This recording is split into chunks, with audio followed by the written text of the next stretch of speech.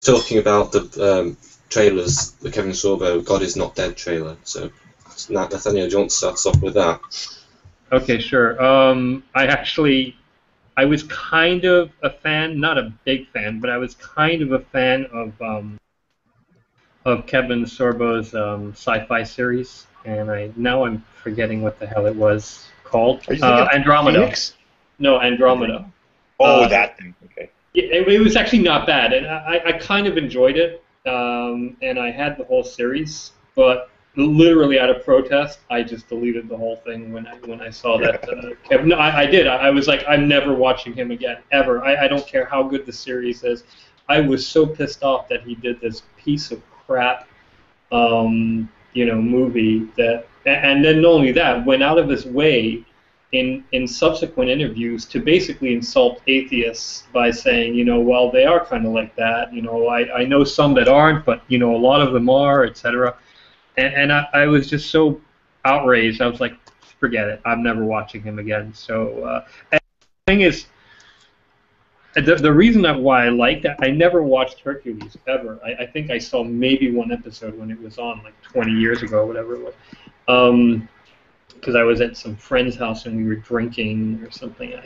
But I never thought that he was a decent actor. But actually in Andromeda, he ended up being not so bad. Which I thought was kind of like a bonus to the series. Where I was like, well, actually, that's actually not so bad.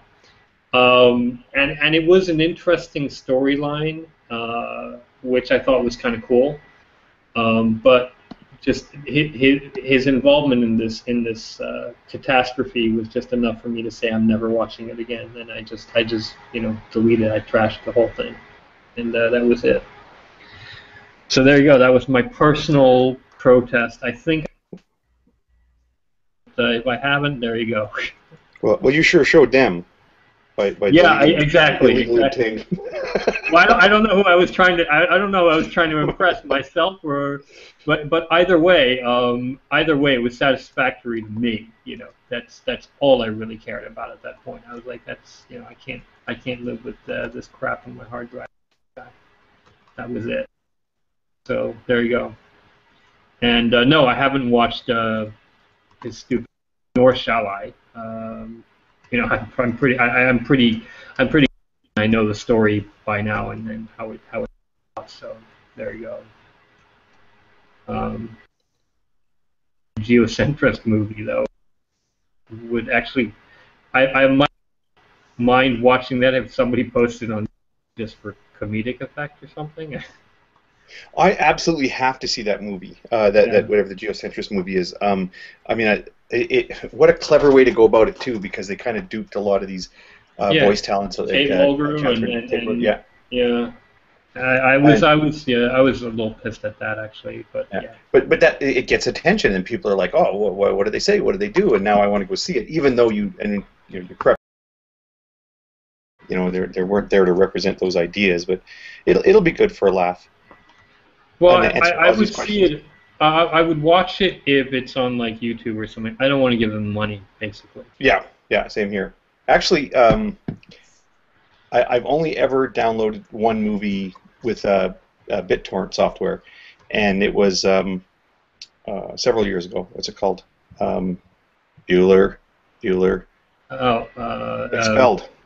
Oh, Expelled. Yeah. Once I heard what that movie was about, I thought, well, I have to see this thing, but there's no way I'm going to introduce a nickel into the system that makes movies like that. And maybe I never watched it. I watched the debunking videos, but not the movie. One of the topics that I did. I've seen it twice. One of the topics that was to be discussed on the now ill-fated episode 80 of Magic Sandwich Show was just how it seems like this year there are so many more of these Christian movies, and maybe that's not the case. I mean, even a few years ago, like Expelled was pretty popular. People are still referring to it. It just seems like I'm just going to try to run down a quick list here. There's I don't know if that geocentrist movie is really fairly something to be, say, Christian, although most of those guys, when you scratch the surface of it, they're... Oh, I think it's entirely Christian. Come on. Yeah. Well, their view is grounded in some sort of weird Christian theology that most Christians would not call Christian, but whatever. It's grounded in Scripture, let's say. Yeah. Whether other Christians would agree with that. But there's God is Not Dead with Kevin Sorbo, and then now A Matter of Faith, and that was the link that we posted for the for discussion there. Yeah. And as I said in our little apology video here, we don't want to play the actual trailers. It's only a minute, but you're better off to send your audience away, give them a link, and say, well, go watch this for the next 1 minute 36 seconds, and then come back, because you don't want to include it in there because they see that as an excuse to.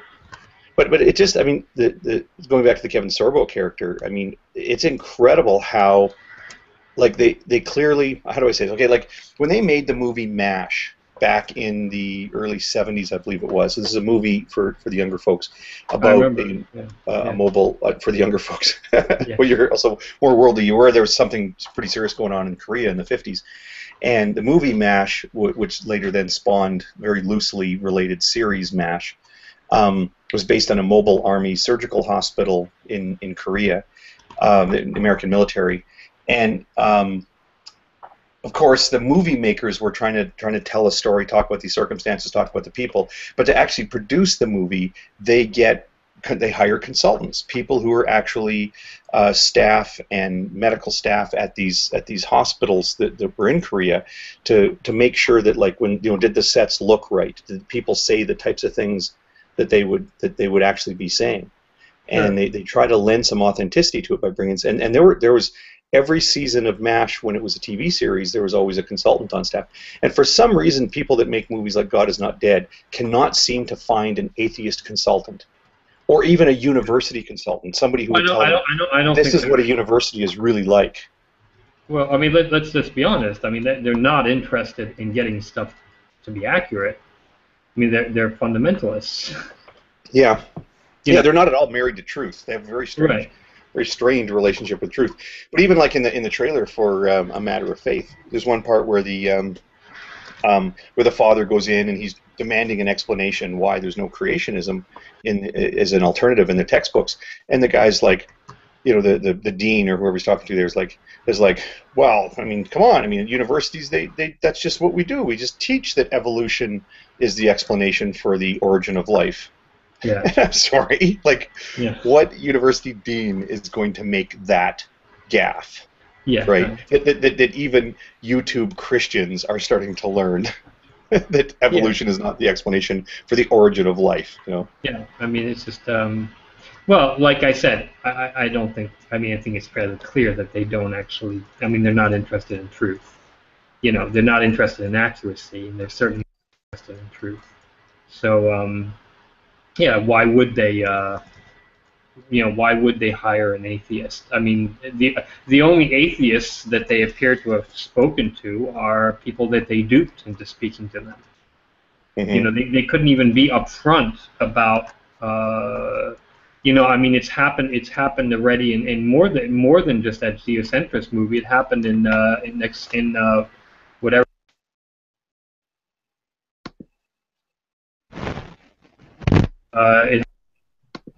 They misrepresented themselves to get the footage that they wanted from Richard Dawkins and the others. So this is not the first movie that they've done that in, you know, this geocentric movie. So yeah, they're completely without scruple. That's it. You know, about their beliefs anyway. You know, I mean, I don't know anybody who really thinks that they are. So, so that's all I really have to say on the subject of those movies right now. But you know, feel free to jump in. I have to jump in with something completely unrelated because it's going to drive me crazy, and then I see a lot of other people have joined, so I'm going to take a short break here. In discussing Kevin Sorbo, at the very beginning, once we went live, I had said, oh, and then, so he was in Andromeda, which I did not watch. That show sucked. I don't care what people think. Leave nasty comments if you want. You guys have believe how many nasty comments I got. I made a wisecrack about Doctor Who on the Magic Sandwich Show. I love Doctor Who, and that would be blasphemy. I know. It was bad. I'm just kidding. People lost their minds. But I did not like Andromeda. I don't care if you do. People, go ahead and send me nasty messages on G+. I don't care. Write nasty messages on my Facebook page. I think I'm pretty alone in liking Andromeda. I'll do it a second time. But anyway, I said that Kevin Sorbo was also the Phoenix in the early 80s.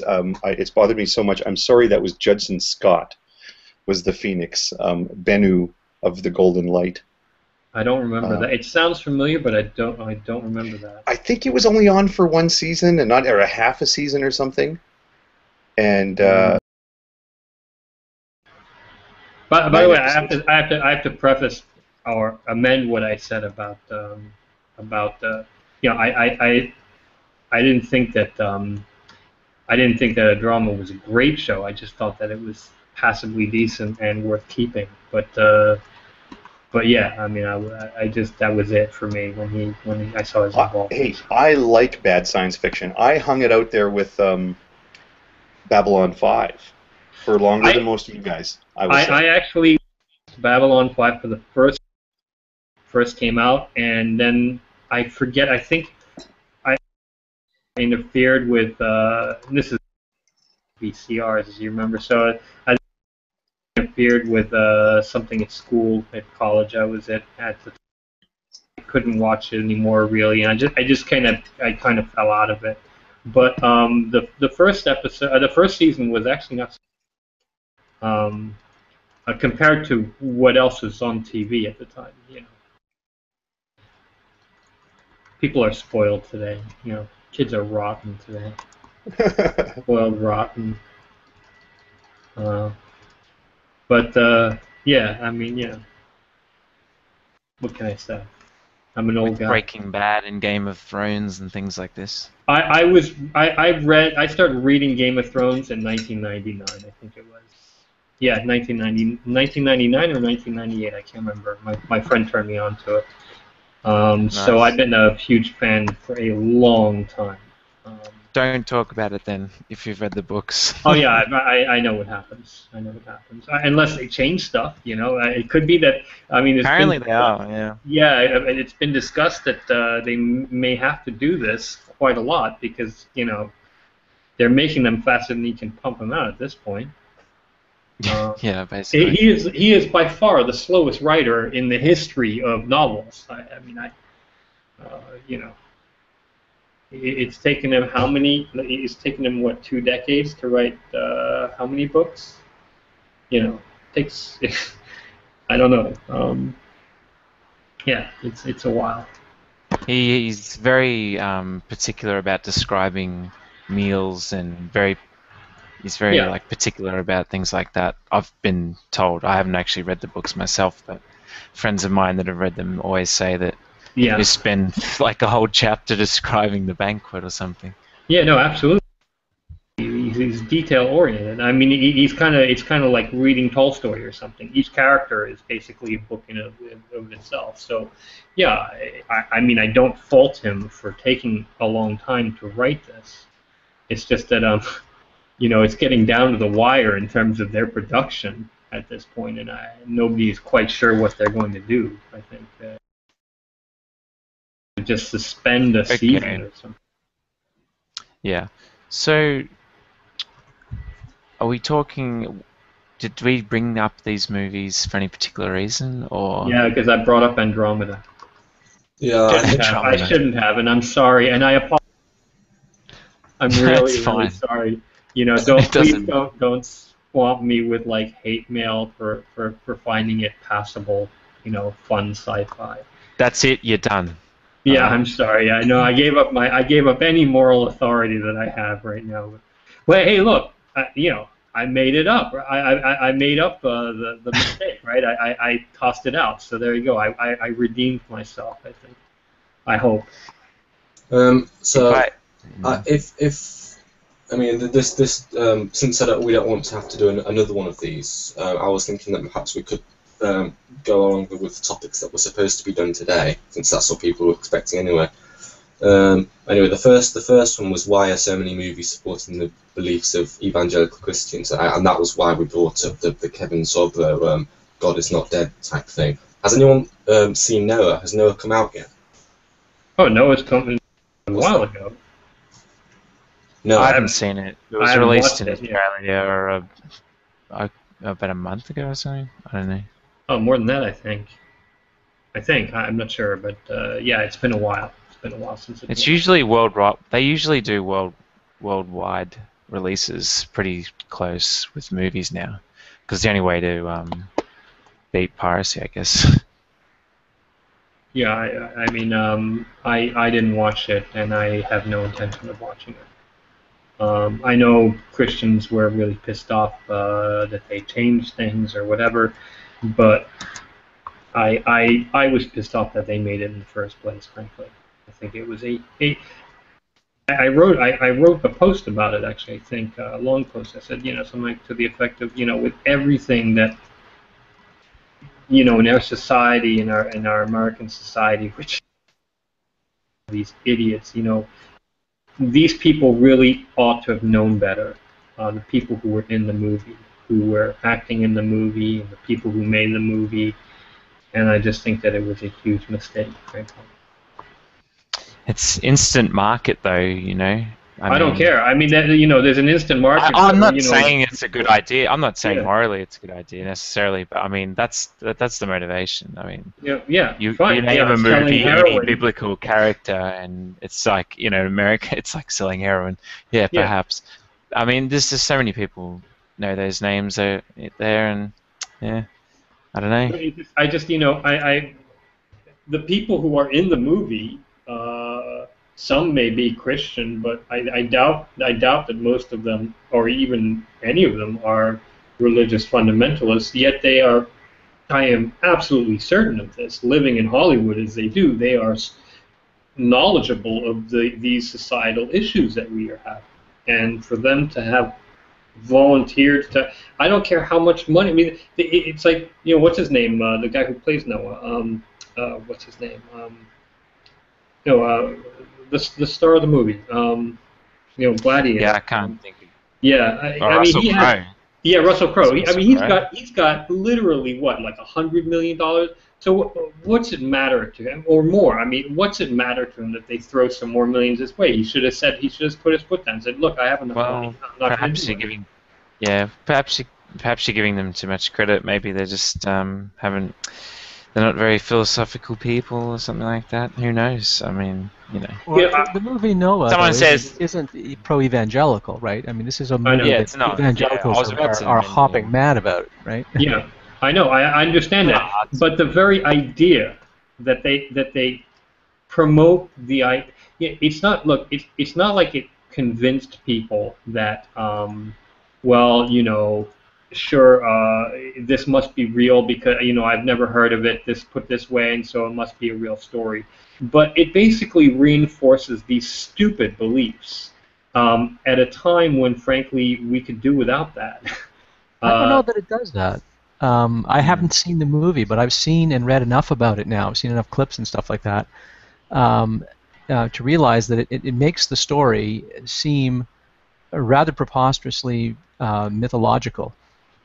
First of all, he's having voices in his head, right? It's not presented as God appears, like he does to Moses in a burning bush. He's not having a supernatural experience of that sort. There are voices going on in his head, basically, and nobody else is hearing this. So he's having basically a private vision, a kind of private religious experience. Mm-hmm. And then, of course,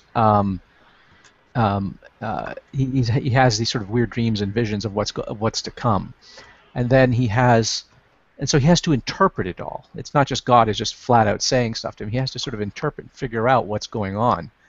So it's kind of like the movie Signs. He's sort of, the viewer is being asked to sort of imagine how would you interpret this.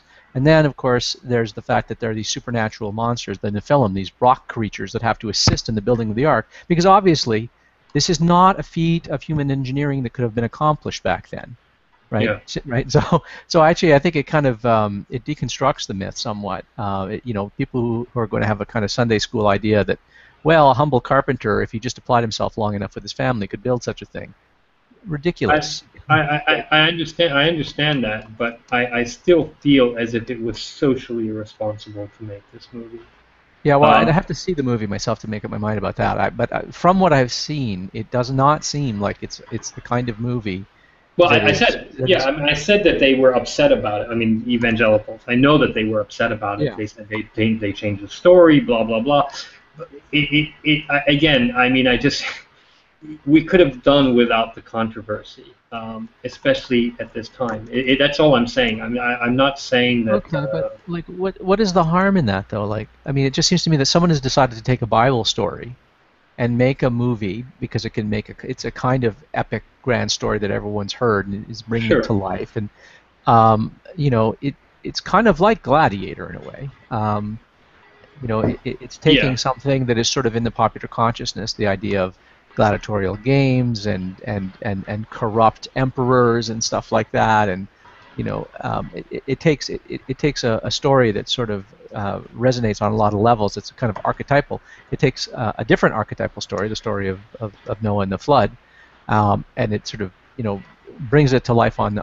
But this doesn't seem to me like this is being presented as history. Now, again, I haven't seen it, so I could be wrong, but my understanding from what I have seen of it in clips and trailers and in reviews and reading about it, it's not being presented as a history. So I don't see how it's. I mean, it seems to me that it's doing the opposite of that. It's sort of demythologizing it by presenting it. That's not demythologizing it. It's dehistoricizing it by presenting it, by mythologizing it, by making it apparent that this is evidently mythology. That was sort of my feeling about it. So I didn't see that it was a bad thing initially, because I thought, oh no, don't tell me it's one of those movies, you know, presenting it as history. But my sense is it does not try to present it as sober history. And so if that's the case, if I'm right about that, then I don't think it's a bad thing. I think on balance it would be a good thing. Perhaps. I you know, I didn't see it, and maybe you're right. I just feel that there are seriously better things to do with movies right now. Well, yes, there are better subjects. Yeah, they're really. I just, you know, in a sense, I felt betrayed by the liberal Hollywood that everybody, that all of them decry. You know, it's coming out with, you know, Transformers and X-Men and all these sorts of things. So I mean, in that context, and especially in this age of, like, we all know that movies have, you know, CGI in them, and then to see, you know, how ridiculous some of the things in Noah might be, and think, oh yeah, as if that would ever happen, you know, kind of like you fondly do in action flicks from time to time, you know. Yeah. I would agree with all this though is that in the case of another epic fantasy, perhaps something like Thor, which might have had a basis in some other form of mythology, the trouble with something like a Bible story is that there are a considerable amount of people that believe that this. Believe it. Yeah, that's when people did use that example of Thor when Noah came out, and that was exactly my response. You know, you don't have half of America believing that Thor is real. You know, you have a subsect of some crazy people, but they number like maybe in like 1,000. It's been a while since War of the Worlds. You know, the radio broadcast. There's a funny thing here, though. It seems to me like yeah, obviously there's a difference between a movie like Thor, where there are really virtually no adherents of you know, Norse mythology around anymore to worry about, and a movie like Noah. But the idea that these stories are off limits and Hollywood should stay away from them, I think, renders them more sacred. I think it's better when people say, I'm going to make The Last Temptation of Christ. I'm going to make Jesus of Montreal. I'm going to desacralize this story. One of my favorite movies, Last Temptation of Christ, but that's not what I love them both. Yeah, Jesus of Montreal, I think, is equally good. I think these are movies that desacralize these stories, and so I actually think it's a good thing when Hollywood does this. Now, these other movies we were talking about, God's Not Dead and A Matter of Faith, I mean, those are just pure agitprop. Those are just, you know, overt pieces of trashy propaganda that misrepresent people, that play to people's absolutely hysterical, paranoid religious fears, while demonizing another segment, an unreligious minority within the population. That I think is terrible. I think. Are you saying what they're saying is not true? How dare you? Yeah, I think it's not true. Yeah, I think college professors do not behave this way, and I think that the actors, people like Kevin Sorbo and Harry Anderson, who participate in these kinds of movies, I mean, some of them are religious. Like Dean Cain, I understand he's a Christian. He might believe this. Kevin Sorbo and so Harry Anderson, I don't know, but unless they're sort of all evangelicals and believe this twaddle, then they are complete sellouts. Unless they absolutely believe that stuff, they are complete and utter whores. Yeah. I'm just noticed that we've got two people that haven't said anything much yet. Rob S. Prudent, do you want to chime into the conversation, either of you? Yeah, I guess. Yeah, I know kind of what you're mentioning, especially with the some of these awful films that have been coming out. I actually have seen God's Not Dead. It was probably one of the worst films I think I have ever seen in my entire life. It's one thing, to at least misrepresent someone, but it's another thing to make probably the most ridiculous straw man that you can possibly conjure up. Yeah, what I was thinking is it would have been really funny if a ton of philosophy professors in protest would have forced their classes to do exactly that. They would get in. If that thing happens, though, I mean, but it's like, I go to. Hold on, though, but it's like if I go to a university, it's like, they give you the syllabus, beforehand, and part of the syllabus says, look, if you have like a religious, issue coming up, like if you have like a religious holiday, like during some time of the course or during an exam, hey, let the professor know and he'll take care of it. So really, it's really the other way around, where no, actually, there are some parts of the class that actually have to kind of make exceptions for certain students' religious beliefs. In certain, I think it's really not so much for the Christian students, I wouldn't think, as much for the Jewish students. Yeah. Well, I'm Jewish, so I know what it feels like. But I've discussed this before. I've never had a problem with that. So, Yeah. But yeah, I agree with what you're saying. I just haven't seen the movie, thankfully. Nor shall I. It's a good laugh. Just from the trailer, the portrayal of what a university classroom is like, and how a university professor in a philosophy class would conduct himself. I mean, you could only believe that if you've never set foot in a philosophy class in an actual mainstream university. Or any university, just in general. Yeah. But the main problem that I'm getting, though, from these kind of films is that they seem to be demonizing, like, public universities. It's like, no, don't send your kid to a public university, otherwise they're going to make him an evil devil worshiper. Yeah, but they believe that. There's a movement there's a website, a popular Christian website since a few years now, trying to convince parents not to send their kids to secular universities. Because they believe, because it has been demonstrated over and over again, and the religious agree that the higher the chance, the more educated you are, the higher the chance is that you will become a non-believer. You will lose your faith. So there is, I forgot what the website is called, but they try. You're cutting out. I think you're having some trouble, Nathaniel. Yeah. Oh, sorry. I'll shut up.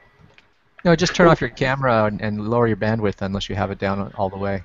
I think I think also Rob S. said that he wanted to contribute something. Are you here, Rob? I hear you guys fine. Can you hear me? Yeah. Okay, and I have an AC going, so am I causing like a buzz or anything? Doesn't seem to be. It's only a problem when someone else has got their unmuted as well. Okay. This is like the second time I've ever tried to do one of these, so I really don't have any idea what I'm doing. Anyway, I have not seen any of those movies, so I don't really have anything to contribute on that. So thanks.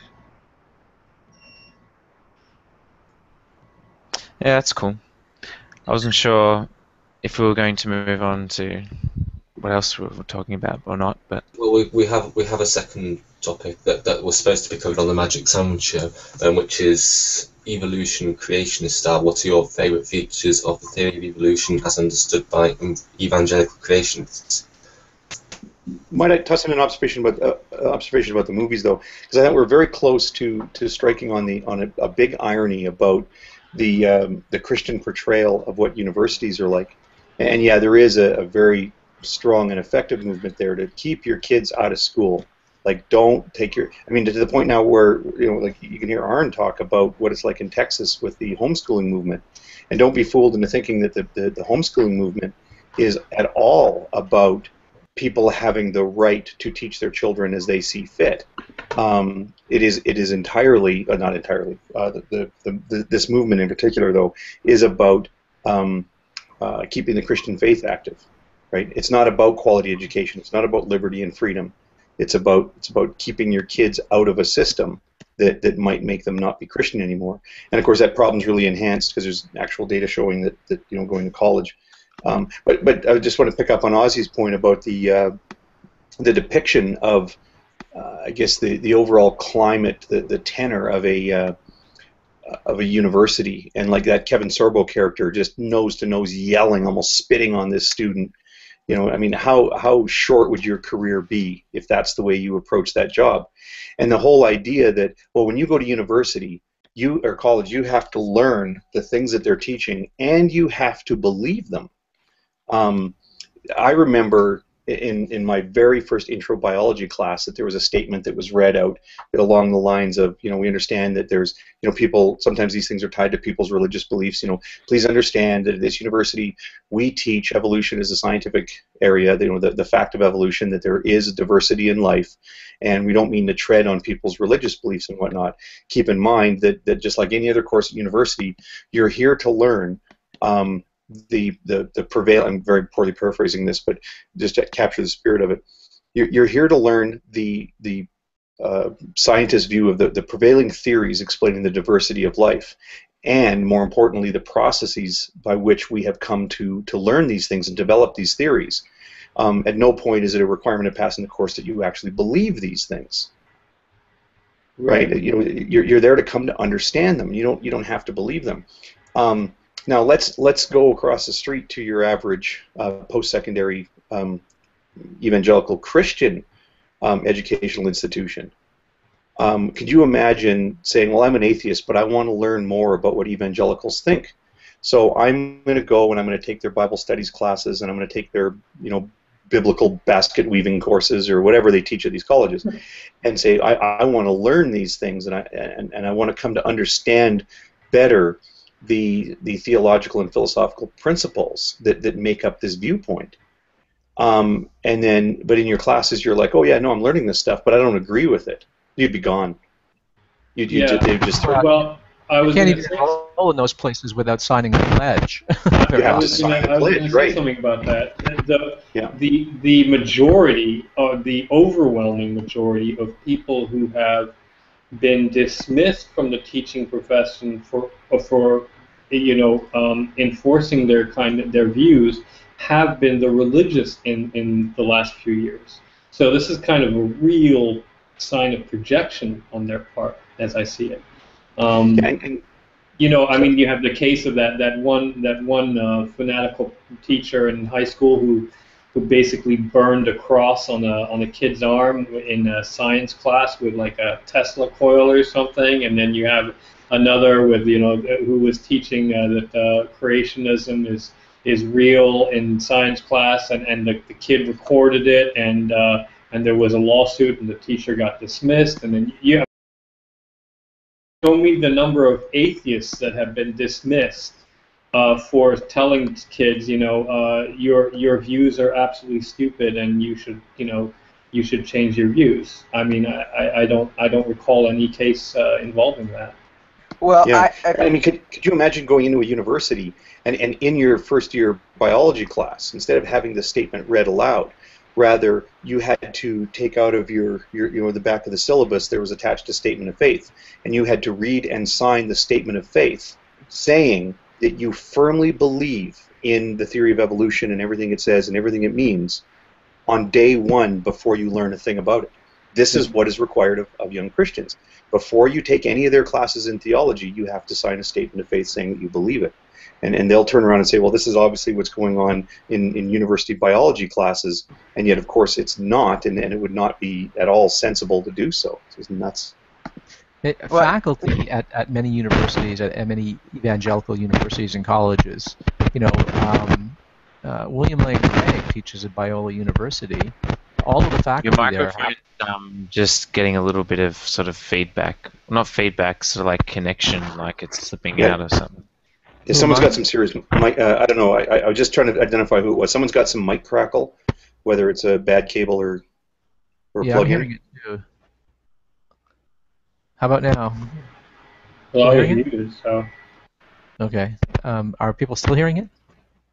Yeah, everybody else I muted. think- Okay, I think it's me. I it's, think I'll pop out and I'll head back in. No, it's...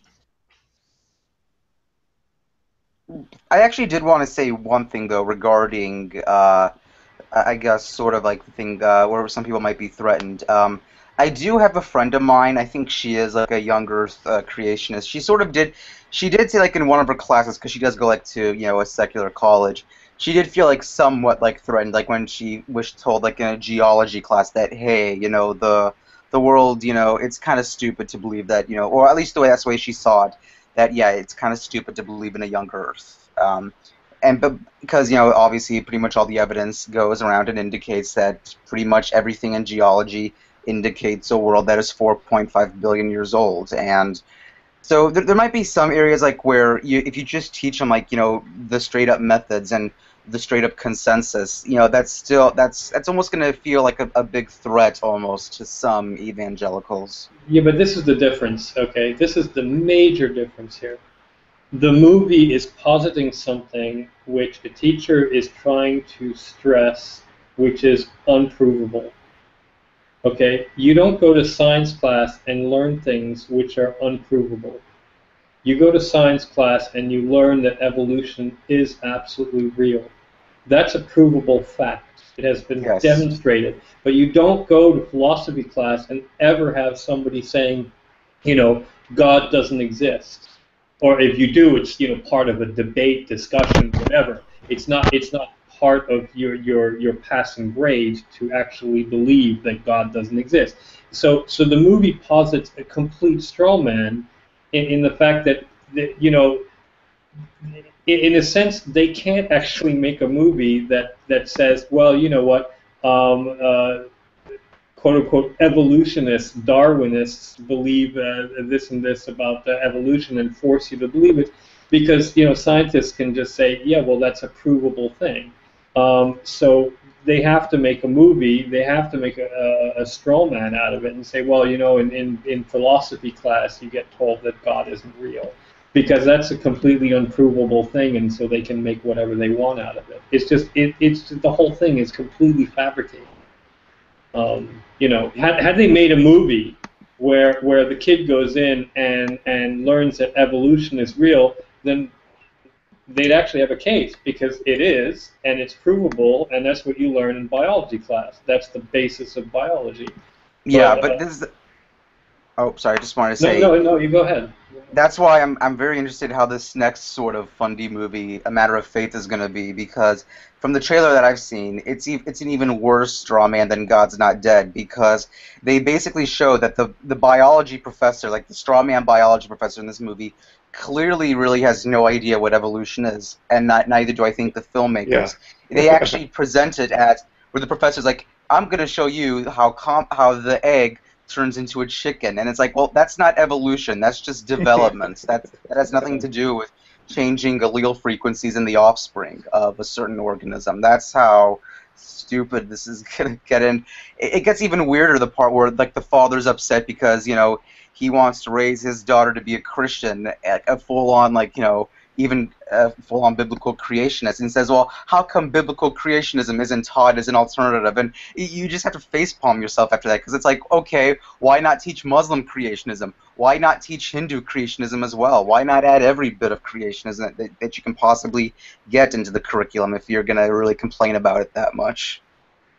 Yeah, it is funny though how little he knows.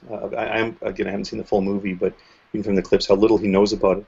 And in terms of like I guess the level of knowledge, it's actually lower. This is it appears inconceivable, but that professor's knowledge of evolution is actually lower than your average YouTube Christian. And by that I mean that the Christians who engage us, at some point they have to stop saying at least some of the stupid shit they say. They do learn at least a little bit. But this guy... Have you spoken to G-Man recently? Or? Well, actually, that's the funny thing about it. Is I know, you know what? Yes, I have. I have asked him to please give me a definition of an. There's a somewhat, I don't know if people found it funny or not. We're in a hangout, and I'm going to recount a small part of the hangout with you. When he was on about how people aren't apes, I said, okay, well, what is an ape? Can you give me a definition of an ape? And he said, well, go to the zoo. And I said, go to the zoo, because. Because that's the level of conversation we're having. So I've since followed up with Skype, and we've had good civil conversations since then. And I've said, well, just look it up. Just find me what is the definition of an ape. How do I recognize what is an ape and what is not? Actually, it's funny because about a week after that conversation, I actually, in fact, did go to a zoo. Not for that reason, but I took my kids there. And, you know, I saw some things that I would consider apes. I also saw sea otters, and I saw an elephant, and other things that I would think are not an ape. So I quite often lately, and I picked this up from Aaron, to be honest with you, I've been asking Christians a lot, when they say that people are not apes, I'll say, well, what is an ape? I just need you to give me your definition for what you think an ape is. And I'm ready with responses for what I anticipate will be a range of possible solutions. And I'm stuck because they won't even give an answer. They'll say right? something. I'm guessing they'll say something like, "Well, ape kind." Yeah, but that's easy. That's easy. You know, Yeah. what is the what is the ape kind? Tell me. And by the way, I'm one of the few people who don't jump on the word kind. I know a lot of you guys will, when you get into a discussion with a creationist, you know, it's almost like you wait for them to say the word kind so you can say, well, what's a kind? And you know what? I just use the word kind the way it is expressed in the Bible, the way that we use it casually, linguistically. And when it applied to biology, I just replace it in my head with the word clade, because there is an ape kind, right? When you can take animals and you can take all living organisms and you can divide them into two groups: those that are ape kind and those that are non-ape kind. Just like you can take people and say these are, you know, the human kind, and then these are not humans. Now, it would happen to be that everybody you put in the humankind would also be in the ape kind, because any sensible definition for ape would necessarily include would include humans. But I want to address your point about they never give me an answer. They never say, you know, and ask them like for a set of traits, like apes have flat fingernails as opposed to rounded claws, you know, things like that. They never go to stuff like that because they obviously don't know. But in terms of this sort of having conversations with them and then not getting, it's almost like they're not listening. Is I've been asked by G-Man, I don't know how many times, can you give me some evidence of one kind turning into another? And I say no, because under your definition of kind, under my definition of kind, things don't turn from one kind into another. Mm-hmm. And then you'll say, like, you got to give me, like, what are you looking for here? And then he'll use the famous phrase you've heard him say so many times: give me some evidence of a dog, you know, giving birth to a non-dog.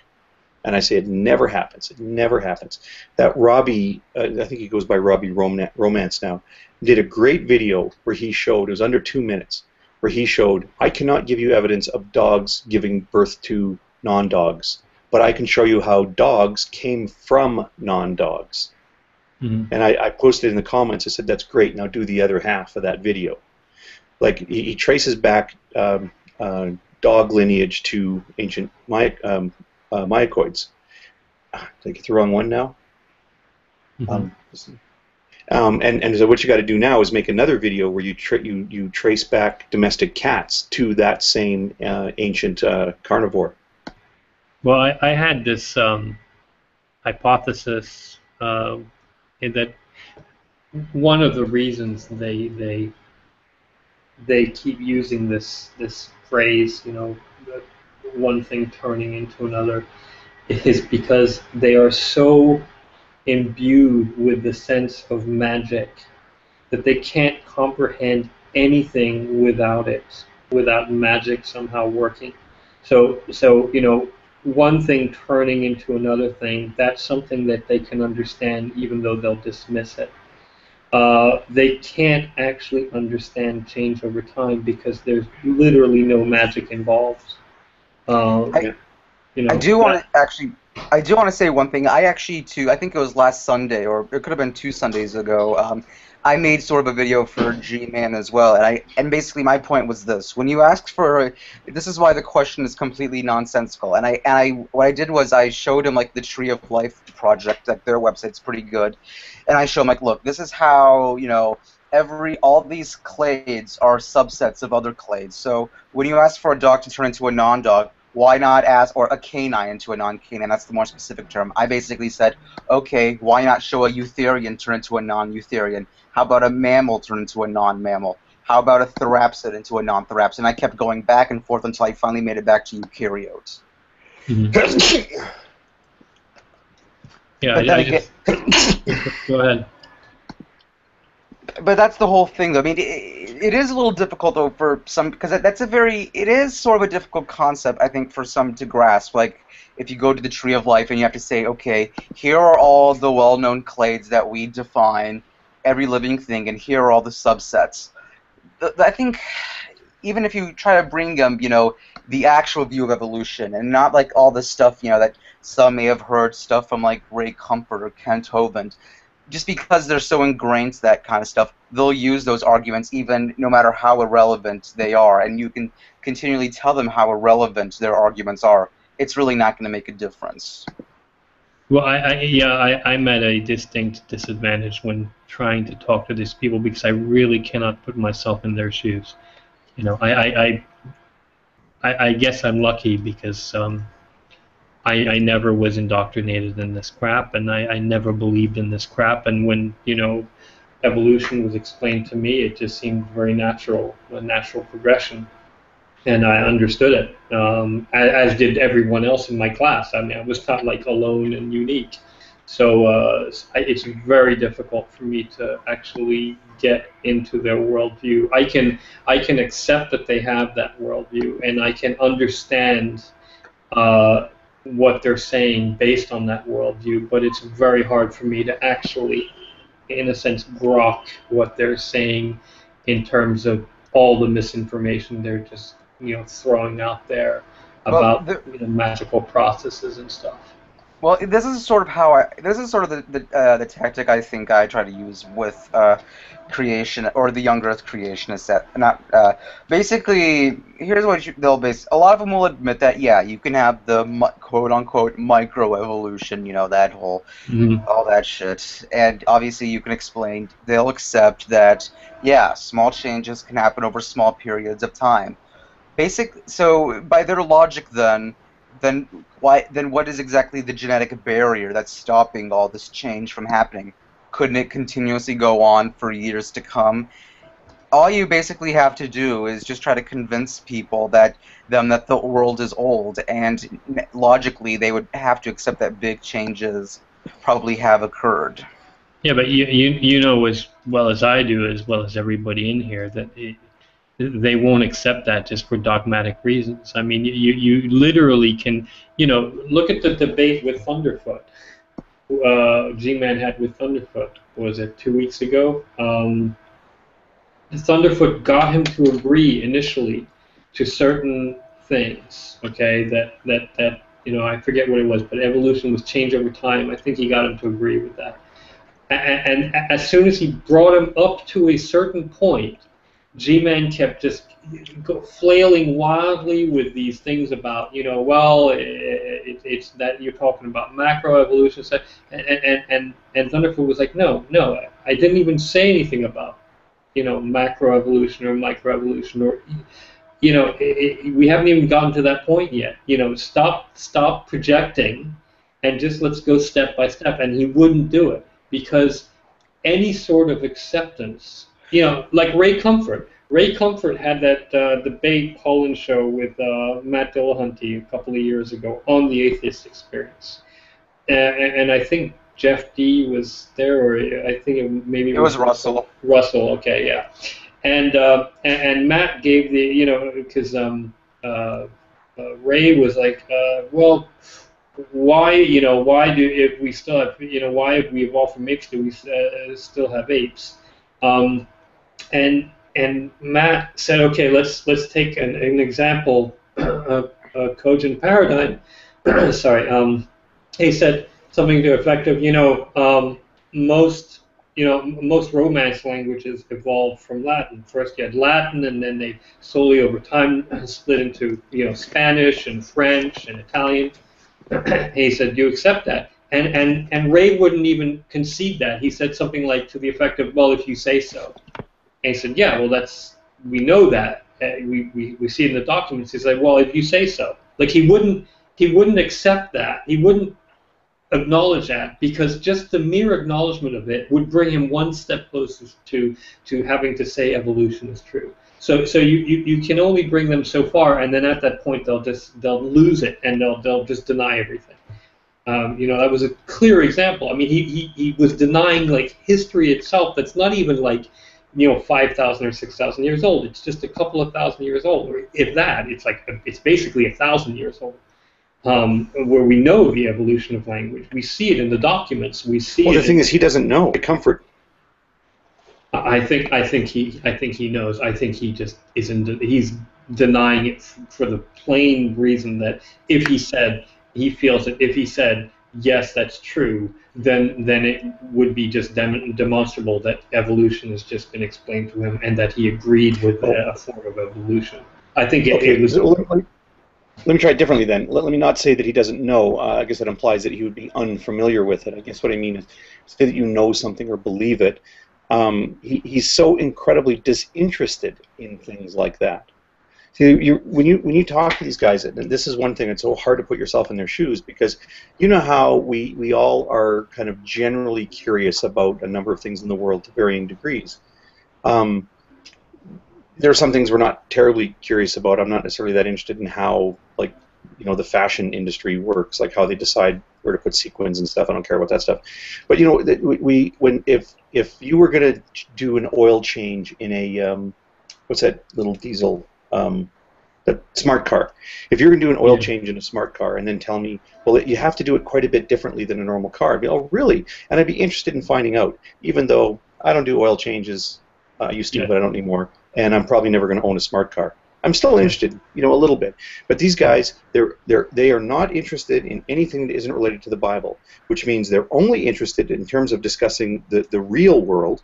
The only things they're interested in are little tidbits of trivia that are consistent with the Bible, which they then say, well, this proves the Bible. And second, things that are discussed in the real world that are inconsistent with the Bible. Those things they really want to engage. So you want to talk about whether or not humans are part of the great apes. They'll engage you on that. But if you want to talk about how light, like what is mechanistically why light bends around a supermassive black hole, they don't know that stuff. They accept it. I guess they won't argue against it. But really, you may as well, to raise an issue like that with Ray Comfort is like wanting to have a discussion with me about, the fashion industry. They don't care. I mean, sorry, can I just quickly ask BPR, because I think a lot of us are wondering. You have a website up with looks like a Darwin's tree. I mean, it looks like a fractal. Is that just a coincidence? You got both right. Yeah, and actually I do. My wife just stopped by to remind me. We do have to step out here shortly. So this was one tidbit that I wanted to show people. This was something we were going to introduce today on the Magic Sandwich Show. I imagined I had not. I mean, I mentioned this to Aaron a couple of years ago when I first encountered this thing. Back before he and I corresponded at all. So back when he had thousands of subscribers, he didn't reply to me. But so I wanted to see if he'd seen this or not yet. I would like to introduce this. You might have to click on my place in the film strip to give me focus so others can see. I think Quantum has to do it because you're the host, right? So what do you know what I mean? Like, do I have to click on? On the film strip on the bottom of the Hangout window, you have to click on mine so there's a blue box around it. Yes, I've done that. Oh, you have? Okay. Is that yeah, there me too. Okay, sorry. I didn't realize you had to. Okay, I didn't realize I had to do it. Anyway, so this is. I'll give you the website address. It's www, and you have to put the 3 W's up front. www.onezoom.org, and it is a you're correct, Quantum, on both scores. It is a map of the tree of life, and it's a fractal image. I think they call it. I'm embarrassed because I made a point of memorizing this before the show, and then I forgot it. But I believe it's called fractal-inspired fractal-inspired interactive graphing. Somewhere in there's the word fractal, and there's graphing and interactive. So the problem is you try to draw out the tree of life. At some point, you just get such fine branches, and then you got stuff crashing into each other and whatnot. So this is actually an image that's inspired by fractals. So it's got that sort of arc, that weird loopy arc to it, and it spirals away thinner and thinner and thinner. But you can go to any place on it, so we'll go and just look at mammals. And, oops, and you know what I should have done. Click. There you go. When you zoom in on any part of it, it has that effect that's very familiar with fractals, and they seem to have changed the controls, or it's working different for me in Chrome. Can I? Oh, I can pan. Okay. Let's go over to rodents. Right. You see the image no matter where you go in the image. Double click. It's recursive, right? The image looks the same at whatever level of zoom. And I've gone back to this page. You can use your mouse wheel to zoom in and out, and you can click and drag to pan. Okay, you know what? That's the problem I'm having, because I'm not. I'm on a notebook with a touchpad, and every time I go through this, you can click left click and drag to pan, and then mouse wheel to zoom in and out. And now that I don't have a mouse wheel on this thing, I've confused myself. Yeah. But I mean, it's been kind of handy to sort of remind myself of some of the strange features, like elephant, shrew, and elephant are actually surprisingly closely related.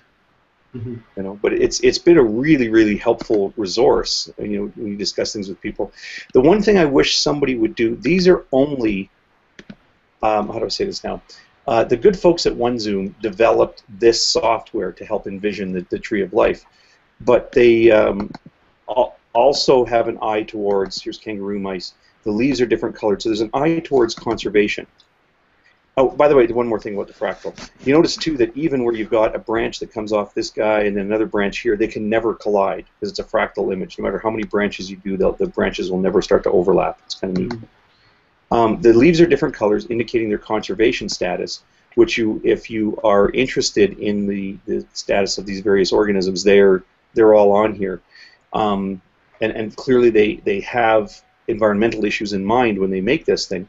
The thing that they don't necessarily have in mind is us having this discussion with creationists, or us trying to want to inform ourselves about let's say, the grand tree of life of all extinct and extant creatures. So when you go in here and you zoom in on some of these things, if one of these species is known but is also known to be extinct, there won't be a leaf on here for it. So, for example, when you do find the hominids and you find yourself all the way to Homo and Homo sapiens, you actually won't find, for example, Neanderthal and Erectus and Habilis, like other human-like creatures won't be on here. And in a way, I wish that somebody would make an image that has more nodes to it, showing our understanding, at least, of the. Here's primates over here, of the extinct and extant animals, because it would be a neat way to depict. The other thing too is they have here too, like when the bifurcation took place. You know, here's 91.9 million years ago. There's the bifurcations to, you know, over here you got your primates and your flying lemurs and whatnot, and then your primates here. There'll be a node here telling you how long ago that was. 90 million years ago. Primates. I just find it a really invaluable resource. Yeah, it's a really cool site, and thanks for showing this to us, by the way. Well, if I'm going to play maybe devil's advocate creationist, I guess I would probably say, well, all that stuff was just made up. Well, I'll give you that. Not that I would concede that it's made up. I just posted the link in the chat if you wanted to also add it to your video description. Yeah. I'm just saying, I would concede that. there's no proof on this thing. I mean, and this, by the way, you guys were talking before about. I mean, maybe this I think would be a great discussion topic. One I wouldn't be able to join right now, but would be how to talk to creationists, because as Nathaniel pointed out a while ago, it's sometimes hard to put yourself in their shoes. Like, but there are some kind of rules of thumb of things that you can and can't say, and one of them is that, I guess, you have to sort of carry your referee's whistle with you sometimes. So that's the kind of thing a creationist would say. So I'm showing you this tree. This is an interesting way of depicting what is understood about the biodiversity of extant life.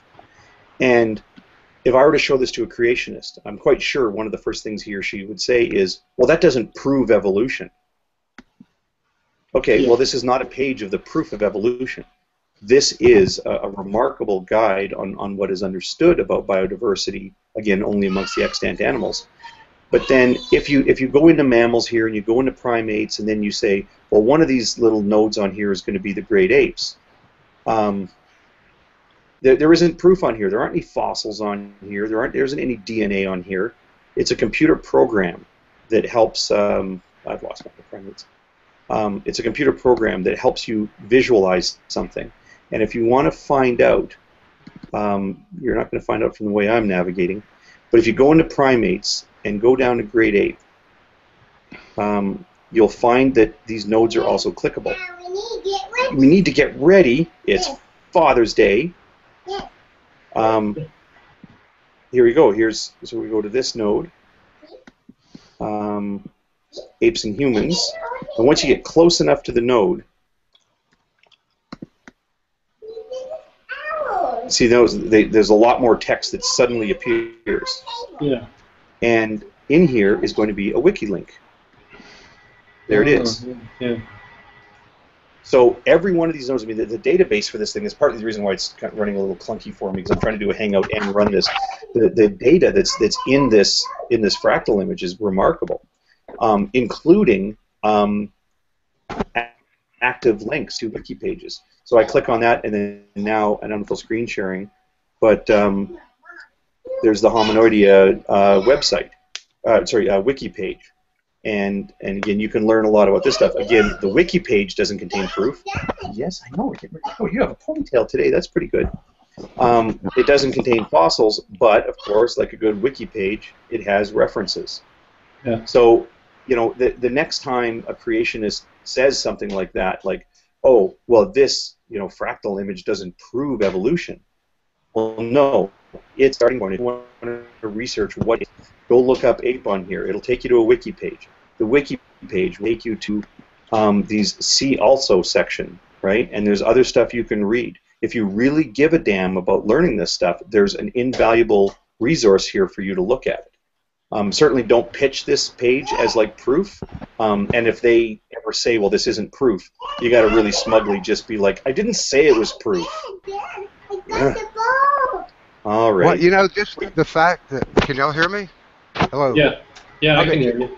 Just the fact that there's ring species existing right now, that refutes their entire, never seen a species change. I mean, there's a species right now that's, changed through space instead of through time.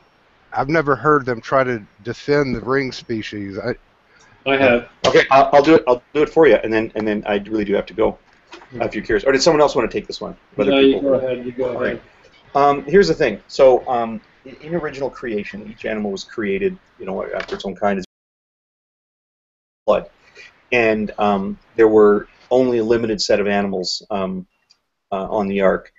And again, we're going to limit this to animals. It's interesting when they talk about evolution too. They only talk about animals. They quite often forget to discuss plants. But anyway, so when you look at something like the elephants, right? They didn't need all the various species and subspecies of elephants. They only needed the original elephants, whether it was 2 pair or 1 pair or 7 pairs. I know. 1 second. But anyway, let's go to dogs. The original dogs that were on the ark contained all of the genetic information for all modern dogs. And once the dogs went out and spread forth around the world, in our fallen world, their DNA started to degrade, and they would lose information.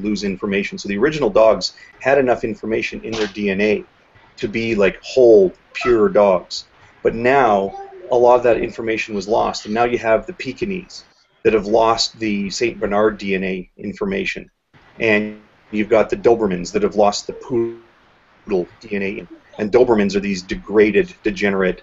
I can only be a Doberman now. I can never breed to produce a different type of dog. I know, Janet. Hang on, I'm talking to somebody. Right. Remember, their whole view is that you can't add information. In fact, you keep losing. I know. 1 second, Janet. I'm almost done here. And with ring species, they'll say if you had some finches or some lizards or some whatevers, and they were at this one place, the original ones that were there had all the information, and then as you get further and further away from the original ones and further along in time, they're still breeding after their own kind, but they're losing bits and chunks of their information here and there, and at the end of the process, you've got some degraded ones that live over there, and some other degraded ones that live over there, and they're degraded differently, so they can't interbreed with each other. That's the explanation I've heard from them a number of times. So it would be a mistake to define kind to say that, well, if and only if they can interbreed, then they're of the same kind. Because it's more, what they're saying is, if they are not of the same kind, they certainly can't interbreed. You can't interbreed a mosquito and an elephant, right? But not all mosquitoes can interbreed with each other. There is only one, mosquito kind, and perhaps only one fly kind. That's one thing I'd love to ask them. Is a mosquito a type of fly? Every biology in the world will tell you that mosquitoes are dipteran, just like a housefly or a horsefly. Mm-hmm. But creationists don't know the difference. Anyway, they don't look. It raises the issue of what you mean by how much. What is this dog information? But they picture that there's some sort of capsule of information in the original dogs, and now the Chihuahuas have a subset of the original dog information, and the St. Bernards have a different subset of the original dog information, and that's why they can't interbreed. They actually think wolves and coyotes are dogs too. Aren't those dog kind or not? Well, there's something you always have to flesh out. I know, Janet. It's something you have to flesh out fairly early in a conversation with them, how they want to use the word dog, because they will always correct you. The word dog doesn't have a scientific meaning. I quite often use the word dog to refer to domesticated dog. That is, that they would be a subset of the wolves. Gray wolf, to be more particular. The gray subset of specifically the gray wolves, yeah. So I've had conversations with them where I'll talk about wolves and coyotes and dogs and foxes and things like that, and then at some point when you say, well, these are descended from, they'll go, well, you know what, wolves are dogs too. You go, oh, okay, so you're using it that way. But you also run into trouble if you start using the word canine or canid, because the words canine and canid are different in formal biology. Now, we say canine very sort of generally, but the actual clade name canine refers to a very, very specific subset of the caniform carnivores. So, if you're going to get into that discussion with them, it's a good idea to sort of make sure that you know what the divisions are, starting right back from, I'm going to say myocoids again, and I'm sure I've got the wrong one.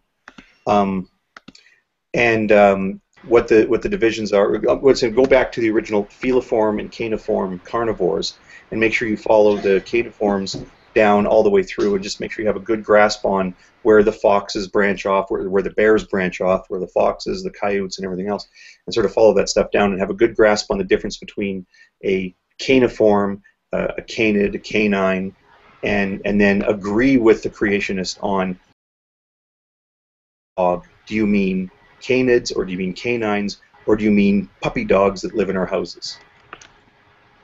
I think that's a really good explanation, actually, what you just gave. I mean, I've heard it countless times from them, but they always seem to mess it up far more than you just have, for some reason. Well, I mean, that's just what they believe, and what's funny about it, it's so obviously, I mean, then you have to ask them what they mean by information, because the thing is to say that there is dog information that used to exist in these ancient dogs, whether that includes, coyotes, maybe it includes foxes. If you try to pin them down on this and sort of work your way back up the tree, say, okay, so you believe dogs and wolves and coyotes are all from the same, dog kind or canine kind, whatever you want to call it. Well, what about foxes? Some will say yes. Most will say I don't know. Okay, well, what about bears? because, well, definitely not bears, and yet it's unquestionable in the fossil record. Yeah, Especially when you look at the geology of it, geography. Yeah. There's clearly populations of ancient caniform carnivores that are migrating about and then splitting off into this bear bears group and and dog mastiffs group. bears and mastiffs are very, very closely related, actually. Yeah, so they just have a leg to stand on when they, you know. Yeah. No, I mean, the funny thing is that they, in a sense, they believe in this super animal for each one on the ark, like a super dog, like with all the perfect features. Which, I mean, try to imagine every single feature of dogs today combined into one. It would look ugly as hell, but I'm not quite sure. I'm not quite sure how it would look. But yeah, I mean, it makes no sense, but it is a very interesting way that you put it. Described it, I should say. Yeah, and I will have to go back and read down. I think I'm mixing up Myacoid and Myacid. I always get those two backwards, but it's M-I-A-C-I-D and M-I-A-C-O-I-D. Myacoidia, I think, is the family or the super family that I'm thinking of. That when you look at them, some people would say it looks like a dog. Some people, I think, more people would say it kind of looks like a cat. Yeah. But again, we have a geographically distributed fossil record in for it. Oh, good. If you look far up into the chat, I have a link for the common ancestor to dogs and cats. Yeah, Aaron Ra has a lot of good stuff on that in his myriad videos. Yeah, didn't he post a video with a terrific Tree of Life, like computer folder breakdown? I forgot, like it was a recreation of some database that he uses or something. Yeah, no, it's not. I want to tell that story, and then I really do have to go. This is part of the reason why, knowing that Aaron and I were going to be on the show today, why I wanted to bring up the OneZoom Tree of Life, is because what he had done was he sat down in Windows Explorer and made folders and subfolders and subfolders and subfolders, and he went through and he'd click on them and then would screen cap them. And what it was is because he was trying to think, how do I explain to people cladistics? How, like kinds are like, well, here's a kind, there's a kind, there's a kind, but cladistics, you have clades within clades within clades, and it's very important to use. It is important to use monophyletic nomenclature so that everything within this clade is within that clade. You don't say things like, well, this clade includes all of the stuff except for the stuff that's within it. We're not going to call it that. This one little subgroup. The way that people say of apes. Well, apes include all of these animals that have these features, the shoulders that rotates, the flat fingernails and fingerprints, but does not include humans. You know what I mean? Like you sort of have to define the one group out and weird stuff like that. So you're trying to think, well, how do I explain it? And of course, at the time, you think, well, computers. Everybody knows how to use a computer. So he sat down and he made this folder hierarchy, and he would click through and show subfolders and subfolders and subfolders. And everybody who saw that went, that is great. I really, really, really need to get that software. And they were just super excited to get this piece of software. But it wasn't software. Nobody had actually written the software. It was him sitting down with his computer. Yeah, so, he did mention that he uses a database that is similar to that, but it's no longer like updated or something. I can't remember the story. Yeah. But I remember you've seen the video. Pardon me for interrupting, but I do have to go. No. Go ahead. But so you'd seen the video where he talks about this, where people were contacted. So I'm sort of retreading. Maybe not everyone who's seen this, because I kind of want to end on this note. Part of the reason why I wanted to introduce this topic on Magic Sandwich today, and letting you guys talk about it, is because one thing that we assume in this community is that, look, if you're an atheist on YouTube or a non-believer, anyone involved in this discussion on YouTube, of course you've seen every episode of the foundational falsehoods of creationism, and it's no longer true. Those things are pretty old. Now he's working on the books that go with it. That's going to be interesting stuff. But there's getting to be new people that are joining this conversation that will not have been exposed to that material and won't remember this funny thing that happened when he sat down and did those folders, and then people were like, oh, that's great. And then he told people about this other software, but then they weren't updating it, and he was sort of putting out a general plea like, come on, we need to have something to organize this stuff. And I think OneZoom has stepped up somewhat. Again, they only do the extinct. The extant animals, but no. So that's the sort of the thing I wanted to mention and really encourage you guys that to sort of I kind of wanted to get Aaron talking some more about the Foundational Falsehood series. Again, he's almost done the book on it, and to sort of remind people that these things are out there, and to sort of get people watching those things again, because there's so many of these questions that come up. Like this whole thing about myocardia, he did a video series of a single video where he is like, here's a cat, here's a dog. Let's look at the dog's ancestors. Let's look at the cat's ancestors, and he traces them back to a point. Traces it back to the same organism, and he shows like this would have been the progenitor for all of modern dogs, wolves, or all that stuff. This would have been the one for all the lions and tigers and house cats and everything else. To put the two of them side by side, you couldn't tell the difference. They may have been litter mates. So I really encourage people to go back and start watching the Foundational Falsehood series again, and start making your own video content. I just rewatched it a few months ago. I had seen it years ago, but I sent it to a friend of mine recently, like about 6 months ago or so, and I just ended up rewatching it because I was like making a playlist out of it, and you're right. Yeah. And people should be making, and actually I see Quantum is looking for, or sorry, is suggesting we get a little closer to wrapping up here. So let that be my concluding statement, is that I think people should rewatch those things, and remember there's a whole new generation, I put in quotation marks because a YouTube generation is about 2 years, a whole new generation of viewers out there. We should be producing content. Don't watch Foundational Falsehoods number 14 and then say, oh, well that's a good point, but there's no point in me making a video on it because Aaron Ross said it 6 years ago. It wasn't that long ago, but you get my point.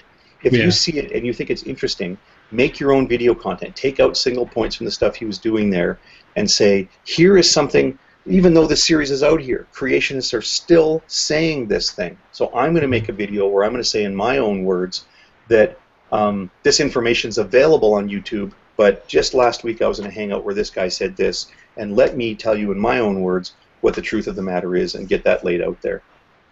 I just have one question before you leave. You've argued with a lot of creationists on the internet over the years. Have you ever actually convinced somebody that they're wrong? Yes.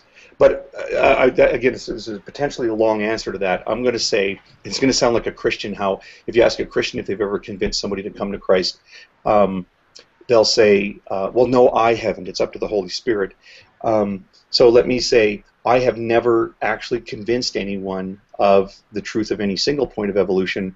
Rather, it is the spirit of rationality that has moved through them and worked through me to have this happen. But yeah, it's happened. I think I will tell you, it has not been Nephilim free. Not, those are guys. I've had conversations where I've been able to say, okay, so you believe this? Well, what about this? What about this? And then finally, at the end, have him at the end of a conversation say, oh, okay, I didn't really look at that. Well, I'm gonna have to look into that some more. And then the next day, you'll go back into like Shock of God's chat room, and they will say exactly the same thing, word for word, they said before they had this epiphany. A lot of them are like talking to that character from the movie Memento, where they've got that what's it called, anterograde amnesia. They just simply can't encode new memories. It's like they could say, oh, gee, that's a good point. So there is a fossil chain going back from modern dogs and modern cats back to ancient myocardia, and they're identical. And you can see in the geography, well, that's interesting. Well, I'm going to have to do more research into that. Well, the next day they're going to be saying, I've never seen the dog give birth to kittens. Like they started the whole thing. Say, Hogtie, have you seen? Sorry, to answer the question real quick, is it yes? But it's only with younger ones who are open-minded and want to learn stuff, and I have had it happen a number of times where they say, oh, well, that doesn't sound right to me. I'm going to look this up, and I'm going to get information that comes back and proves you wrong, only to have them not talk to me for 4 or 5 months, and then later contact me on Skype and say, hey, guess what happens? It turns out that I'm now a theistic evolutionist. And then 2 years later, you get another message from him saying, oh, now I'm an atheist. Not very often, though, but it happens. Sorry to the long-winded about it, but it's not an easy question. One quick question, Hogtie, before you go. Have you paid any attention to Chris Mooney's recent work? I feel I should know who Chris Mooney is. He's a guy that wrote, Republican War on Science. He was doing the Point of Inquiry podcast for CFI for a while, and he has his own podcast now. But he's been doing a lot of work on the Republican brain, why these people can't, the science of why we don't believe in science.